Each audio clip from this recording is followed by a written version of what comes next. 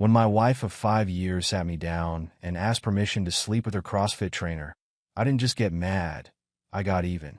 She claimed she wanted an honest, open marriage while planning a luxury weekend with her lover. Big mistake. Instead of saying no, I orchestrated the perfect plan to turn their romantic getaway into a weekend of pure hell. By the time I was done, they'd learned that karma has a wicked sense of humor, and revenge is a dish best served with style. You know what's worse than discovering your wife is cheating? Having her ask permission first. Yeah, you read that right. Let me take you through what might be the most surreal Wednesday evening of my life. I'm Alex, 34, and until last week, I thought I had a pretty good handle on life. I run a successful auto repair shop in Phoenix, own a house in a decent neighborhood, and was married to Rachel for 5 years. Notice the past tense there? Let me explain why. I was finishing up paperwork in my home office when Rachel came in, holding 2 glasses of wine. Now, my wife bringing me wine on a weekday usually means either really good news or really bad news.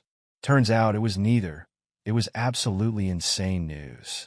"We need to talk," she said, setting down the glasses. I nodded, thinking maybe she finally wanted to discuss the vintage Mustang project I'd been dreaming about.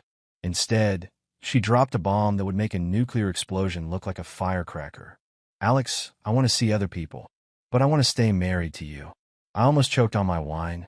"Come again." "I've met someone in my CrossFit gym. His name is Marcus, and we've been talking for a while. I haven't done anything physical with him yet, but I want to be honest with you about it." The crazy part? She said all this with the same tone she uses when asking if we should try that new Thai place downtown. Like she was suggesting we change cable providers, not completely demolish our marriage vows. "Let me get this straight," I said, putting down my glass before I dropped it. "You want my permission to sleep with your gym buddy while staying married to me?" "It's not just about sex," Rachel explained, as if that made it better. "Marcus and I have a real connection. But I love you and our life together. I don't want to lose that. I thought if we were honest about it, we could make it work." I laughed. I couldn't help it. The whole situation was so absurd it felt like I was living in some twisted reality show. "And how exactly did you picture this working?" "Well," she said, suddenly very interested in her wine glass, "Marcus and I were thinking of going away this weekend. To Sedona. Just to see how things feel." That's when it hit me. She'd already planned this. The conversation wasn't a spontaneous confession. It was a courtesy notification. Like a memo about changing the office coffee supplier. "Have you lost your mind?" I asked, standing up. "You actually think I'd be okay with my wife going on romantic getaways with some CrossFit Romeo?" "I hoped you'd understand," she said, looking hurt, as if I was the unreasonable one in this scenario. "Love isn't a finite resource, Alex. I can love you both." I walked out of the office and headed straight for our guest room. Behind me, Rachel called out, "Where are you going?" "To sleep in a bed that isn't tainted by complete insanity," I replied, grabbing my pillow from our bedroom. As I closed the guest room door, I heard her say something about taking time to think about it. Oh, I was going to think about it all right, but not in the way she hoped.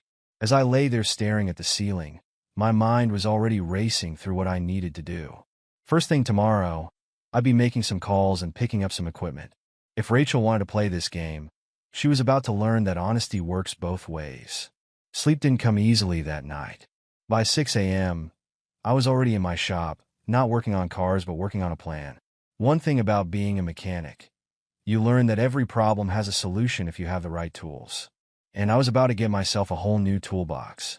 First stop, my buddy Steve's electronics store.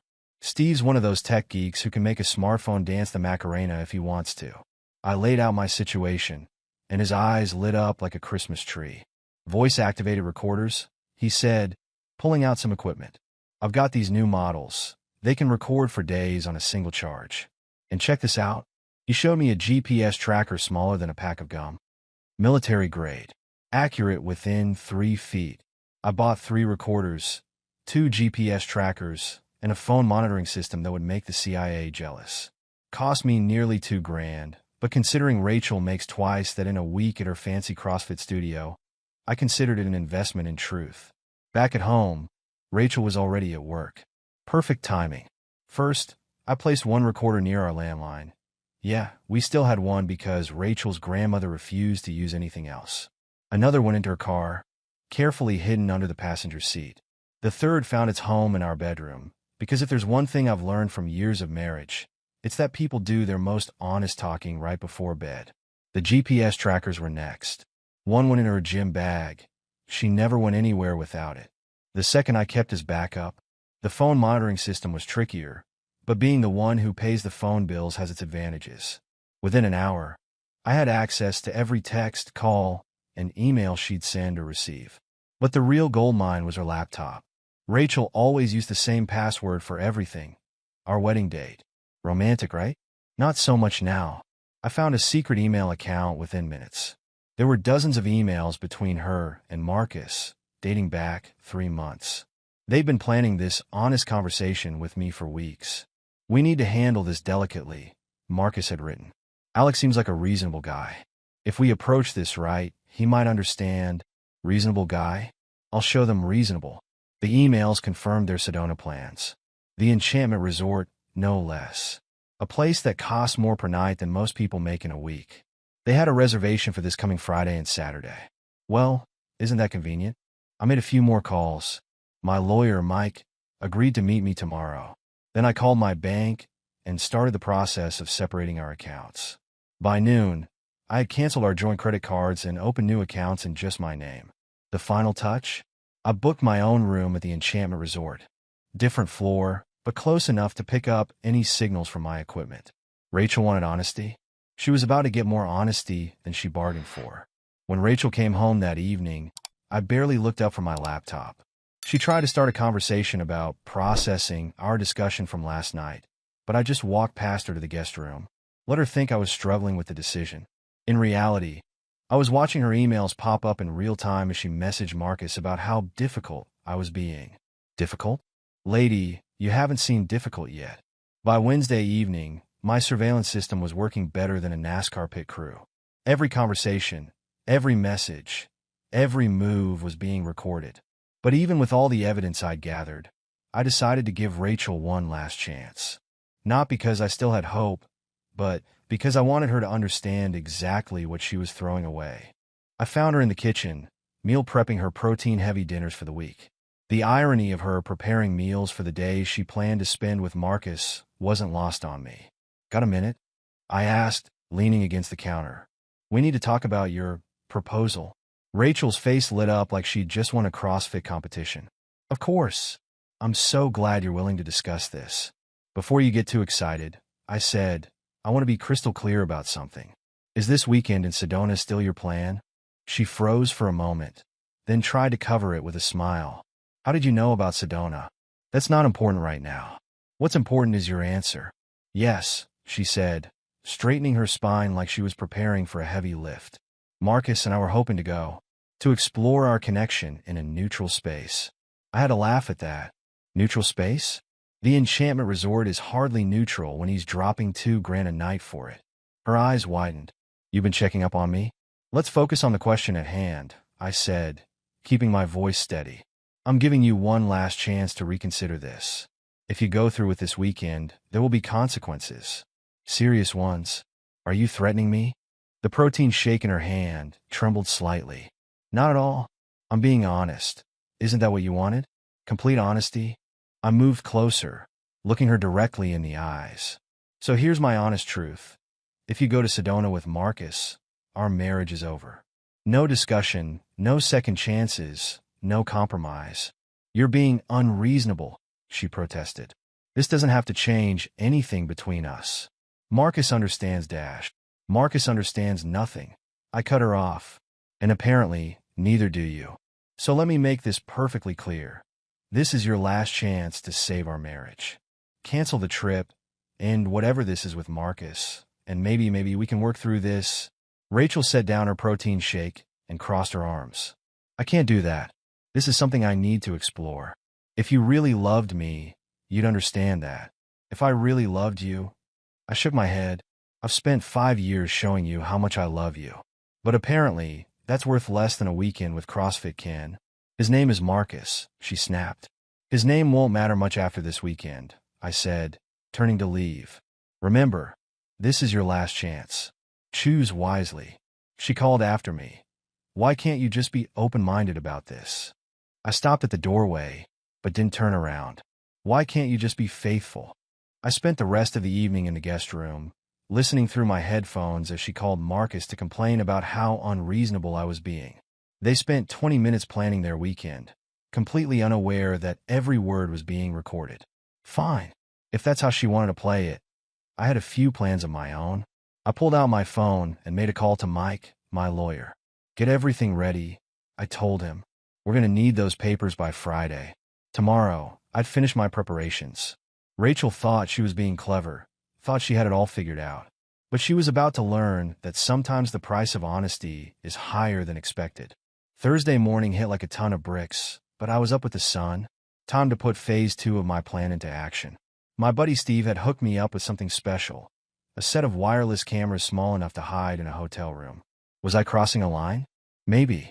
But Rachel had blown those lines to kingdom come when she decided to play house with Marcus. First stop was my lawyer's office. Mike took one look at my face and knew it was game time. I laid out everything I'd gathered so far. The emails, the recordings, the whole 9 yards. Holy smokes, Mike whistled, scrolling through the evidence. She really stepped in it this time, didn't she? You don't know the half of it, I replied, pulling out the hotel confirmation. They're shacking up at the Enchantment Resort this weekend. 5-star luxury on his dime, while she's still using our joint account for her daily smoothies. We spent the next hour preparing the divorce papers. Mike added some extra spice, a clause about moral turpitude that would make Rachel's eyes pop out of her head. By noon, everything was signed and ready to go. Back at my shop, I had some preparing to do. I told my guys I needed Friday off for personal business. Joey, my head mechanic, gave me a knowing look. Word travels fast in a small business, and Rachel's new gym buddy hadn't exactly been keeping a low profile.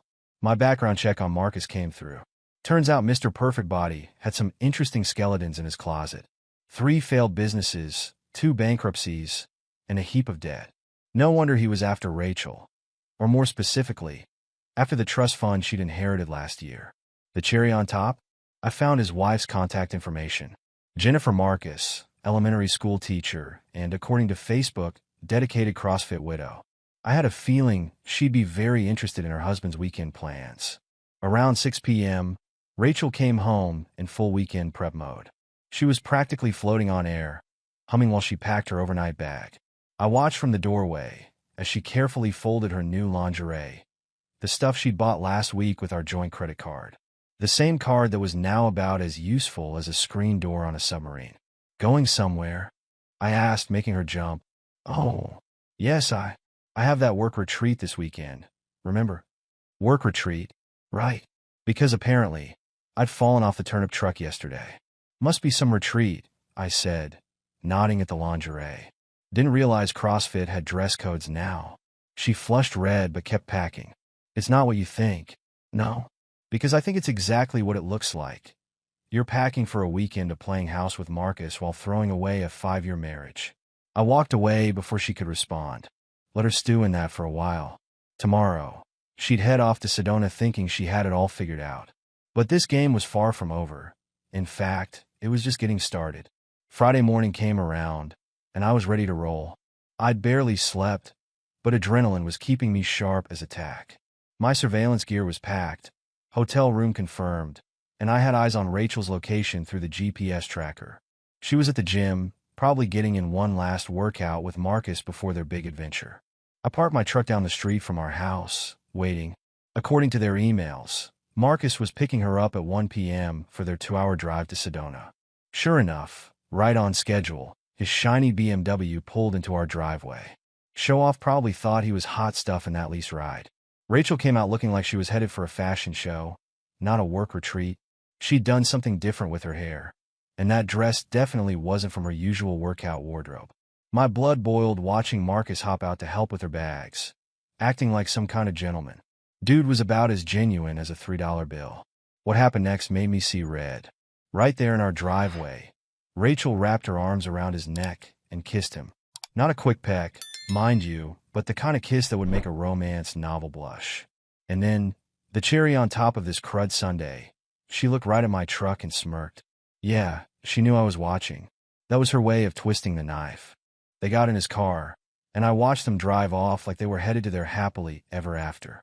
Little did they know they were actually driving straight into a storm of their own making. I waited until they turned the corner before heading inside to set the rest of my plan in motion. First order of business: changing every lock in the house. I'd hired a locksmith who didn't ask questions and worked fast. Within an hour, Rachel's keys were about as useful as a chocolate teapot. I also changed the garage door code and the security system password. Let's see how smug she feels when she can't get into her own house on Sunday. Next up was a call to Jennifer, Marcus's wife. She answered on the third ring, and boy, was that an interesting conversation.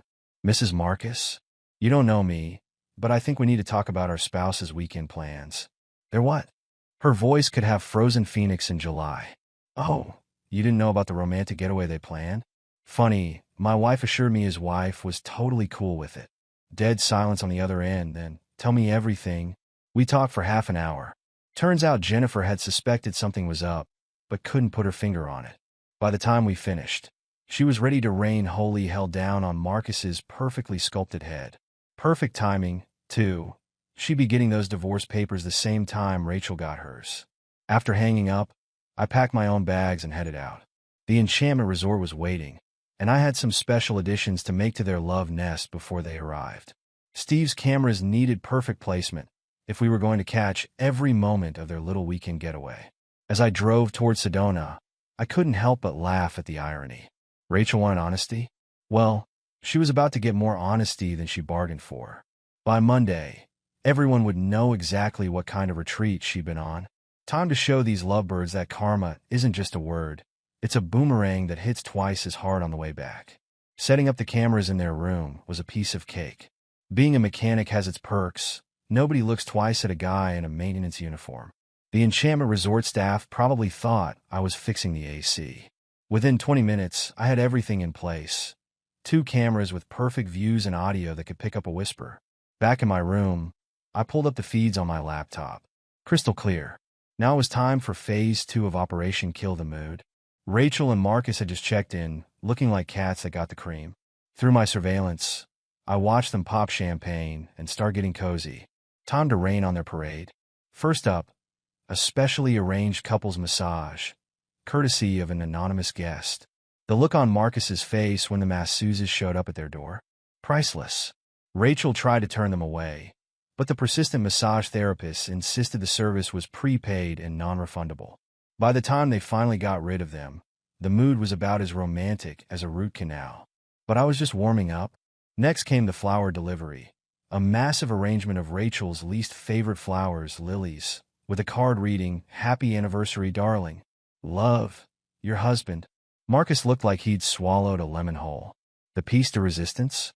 I'd arranged for a singing telegram, a barbershop quartet in full costume, to show up just as they were trying to get romantic again.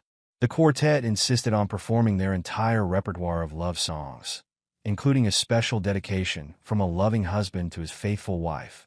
Through my cameras, I watched Rachel pace the room like a caged tiger after that one.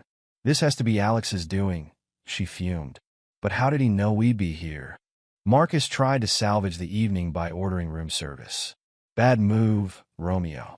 See, I'd made friends with the hotel staff, and let's just say their order got a few special modifications. Nothing dangerous or tampered with. Just every single item was monumentally wrong. Steak instead of fish, spicy instead of mild, you name it. "This is ridiculous," Rachel snapped after sending back their third wrong order. "Everything's going wrong. You ain't seen nothing yet, sweetheart." The final touch? A loud knocking on their door at midnight.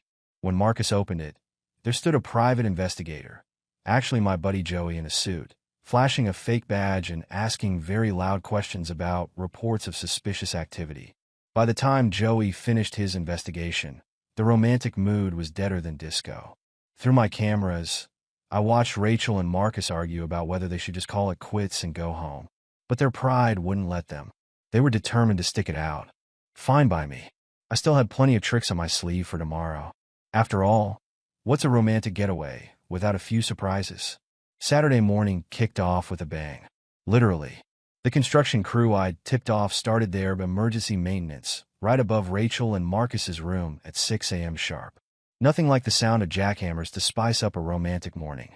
Through my cameras, I watched them try to soldier through breakfast in their room. That's when Phase 2 kicked in. Remember those sexy new underthings Rachel packed? Well, let's just say that a little carefully applied pepper spray can turn lingerie into a real mood killer. Within minutes of putting them on, she was scratching like she'd fallen into poison ivy. I must be allergic to something, she told Marcus, rushing to the shower. The look on his face was pure gold. Confusion mixed with frustration, topped with a healthy dose of what the hell is going on. But I was just getting warmed up. Time for the main event. Sir, the hotel manager called Marcus. There seems to be an issue with your credit card. Watching Marcus squirm was better than any pay-per-view fight. Turns out someone, okay me, had tipped off his credit card company about suspicious charges at a resort. They'd frozen his card faster than a popsicle in Alaska. Rachel offered to pay, but, wouldn't you know it, her cards were declined too. The manager was being a real stickler about it too, threatening to call security if they didn't sort it out pronto. This is ridiculous, Marcus snapped, his Mr. Cool Guy act cracking like cheap paint. I have plenty of money. Sure you do, buddy. Those bankruptcy records, I found, say otherwise. They spent 2 hours on the phone with their banks, missing their spa appointment and the hiking tour they'd planned. By the time they got the cards sorted, temporarily, both were ready to blow a gasket. Let's just go to dinner, Rachel suggested. Something normal. Normal? Oh, honey, that ship has sailed. I'd arranged for a special surprise at the restaurant. Every few minutes, a new delivery arrived at their table, flowers, chocolates, singing telegrams, you name it. Each one with increasingly suspicious cards. To my darling wife, missing you already, can't wait for you to come home. The other diners were eating it up, cooing over what they thought was the world's most romantic husband.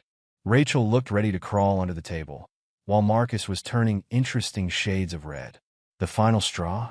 A skyrider I'd hired drew a massive heart over the resort with Rachel plus Alex forever inside it. They couldn't even escape it by going inside. Someone, me again, had tipped off every guest and staff member about the romantic gesture. By evening, they were barely speaking to each other. Rachel's allergy had gotten worse. Marcus's credit cards were still acting up, and the whole resort thought they were witnessing either an elaborate romantic gesture or a very public marriage drama. Through my cameras, I watched them argue in their room. This can't all be coincidence, Rachel fumed. Alex must have found out somehow. Impossible, Marcus insisted, but his voice had all the confidence of a turkey on Thanksgiving. If they only knew, tomorrow's plans would make today look like a walk in the park. Sometimes karma needs a little help, and I was more than happy to be her assistant. Sunday morning, and the fun was just getting started. While Rachel and Marcus were trying to salvage what was left of their romantic weekend, I was putting the final touches on Monday's grand finale. My lawyer, Mike, had everything ready to go. The papers will be served at exactly 2 p.m., Mike confirmed over the phone, right in the middle of her advanced CrossFit class. Jennifer's lawyer will hit Marcus at his gym at the same time. Talk about perfect timing, I chuckled. Nothing like divorce papers to spice up a workout. I spent the morning reviewing the footage from my cameras. Rachel and Marcus looked about as happy as cats in a rainstorm. The romance was dead as a doornail, but their pride wouldn't let them throw in the towel early. The evidence we'd gathered was solid gold. Every conversation, every moment caught on camera. It was enough to make even a divorced judge's jaw drop. Jennifer's lawyer was practically doing cartwheels when I shared the footage with him. This is slam dunk material, he said. Marcus won't know what hit him.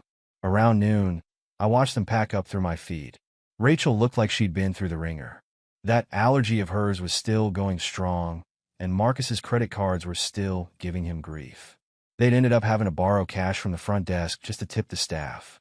Maybe we should have listened to Alex, Rachel muttered while packing. This weekend has been one disaster after another. You don't say, honey, and the hits just keep on coming. I'd arranged one final surprise for their trip home. Every radio station within 50 miles would be playing their favorite love songs, each one dedicated to Rachel from her loving husband. Cost me a pretty penny to set up, but seeing Marcus's face turn purple every time a new dedication came on, worth every cent. Back in my hotel room, I started packing up my own gear. The cameras had served their purpose, and I had enough evidence to sink the Titanic. Mike had already filed the paperwork for Monday, and Jennifer's lawyer was chomping at the bit to serve Marcus. You sure you don't want to serve them at the hotel? Mike asked during our final check-in. Nah, let them stew in their own juice for one more night. Monday's gonna hit them like a ton of bricks. I took one last look at their room through the cameras before shutting everything down. They were both miserable, snippy with each other, and looked like they'd aged 10 years in 2 days. Mission accomplished. Tomorrow, while they were trying to get back to their normal routines, thinking the worst was behind them, they'd learn just how wrong they were. Rachel would get served in front of her fitness class, and Marcus would get his papers right in the middle of training a client. Sometimes karma needs a helping hand, and boy, had I given it one heck of a push.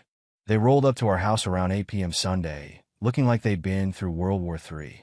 Rachel's allergy had her scratching like crazy, and Marcus's perfectly styled hair was a mess. Karma had definitely earned its paycheck this weekend. I was sitting in the living room when Rachel came in, watching the game like I didn't have a care in the world. Marcus, the genius, actually tried to follow her inside. One more step, and you'll need medical attention, I called out without taking my eyes off the TV. He froze like a deer in headlights. Rachel turned to him. Maybe you should go. Yeah, maybe you should, I echoed, finally looking at them. Unless you want a preview of tomorrow's entertainment. Marcus backed away faster than a cat in a room full of rocking chairs. Rachel watched him peel out of our driveway before turning to me, arms crossed. All right, out with it. That whole weekend was your doing, wasn't it? Who, me? I smiled. I was just sitting here, watching the game. Though I heard the Enchantment Resort is lovely this time of year. Her face went white as a sheet. How did you dash? No. Please. You two weren't exactly criminal masterminds. But let's talk about your weekend. How was the champagne? The room service? Oh, wait. There was that nasty business with the credit cards, wasn't there? You had no right, she started, but I cut her off. No right? That's rich coming from someone who wanted permission to play house with Captain CrossFit. Speaking of rights, you might want to sit down. We need to have a chat about tomorrow. What about tomorrow? Well, you've got your advanced class at 2 p.m., right? I make sure to wear something nice. You're going to have company. She sank into the armchair. What are you talking about? Divorce papers don't deliver themselves, honey. Oh, and your boyfriend? He's getting a special delivery too. His wife sends her regards. His wife? But he said that she was fine with it? Yeah, funny story about that. Jennifer and I had quite the chat. She's about as fine with it as I am. Though I gotta hand it to Marcus. Playing both sides? That takes some nerve. Rachel's face cycled through more emotions than a soap opera marathon. You're bluffing. Am I? Want to see the video footage from your romantic getaway? The emails? The texts? I've got enough evidence to bury both of you. You've been spying on us? Let's call it gathering facts. But hey, you wanted honesty, remember? Well, tomorrow everyone's going to get a nice big dose of it. She started crying then. Real tears, not the manipulative ones she'd used when asking for permission to cheat. I made a mistake, Alex. We can work this out. A mistake is burning dinner. A mistake is forgetting an anniversary. Planning a weekend getaway with your gym buddy while asking your husband's permission to cheat? That's a choice. And choices have consequences. What do you want me to do? She whispered. Nothing. There's nothing to do. You made your choice when you walked out that door with him. Tomorrow, you'll get the paperwork. Your stuff will be packed and waiting at your sister's place. And this dash, I pulled out her flattened wedding ring, is what's left of our marriage. She stared at the crushed metal. You destroyed my ring? No, Rachel. You did that. I just made it official. I stood up, heading for my room. Oh, and don't bother trying to get in tomorrow after your class. The locks have been changed, and your code doesn't work anymore. Might want to call your sister now, arrange a place to stay. Alex, please dash. We're done here. Enjoy the consequences of your honesty. I closed my door, leaving her crying in the living room. Tomorrow was going to be rough, but tonight? Tonight I could finally sleep knowing I'd done what needed to be done. Monday arrived right on schedule, and boy, was it a doozy. I planned to be at the gym by 1:45, wanting a front row seat to the show. Rachel was in full instructor mode, running her advanced CrossFit class like nothing was wrong. Marcus was across town, probably thinking he was home free. Wrong again, buddy. At exactly 2 p.m., Mike's associate walked into the gym, cool as a cucumber. Rachel was mid-burpee demonstration when he called her name. The look on her face when she saw those papers? Priceless. Her perfect CrossFit instructor facade crumbled faster than a cookie in a hurricane. "What's this?" she asked, though we both knew she knew exactly what it was. "Divorce papers, Mrs. Thompson. You've been served."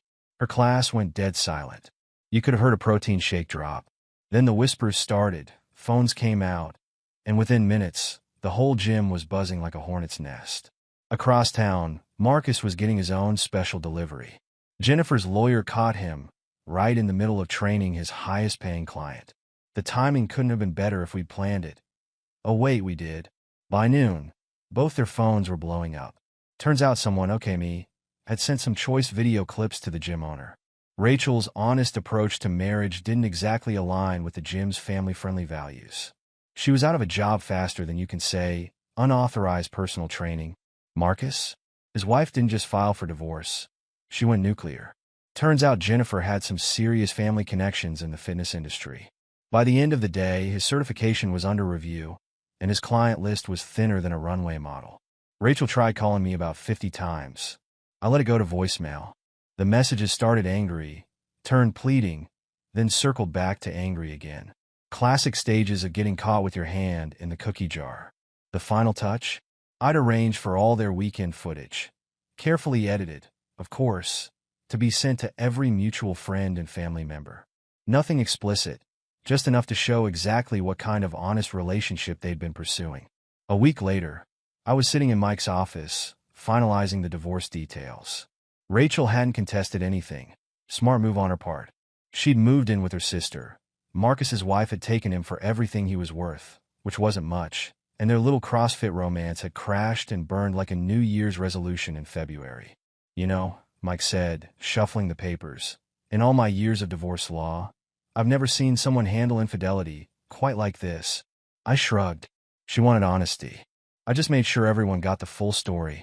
That night, I sat in my quiet house, nursing a beer and feeling peaceful.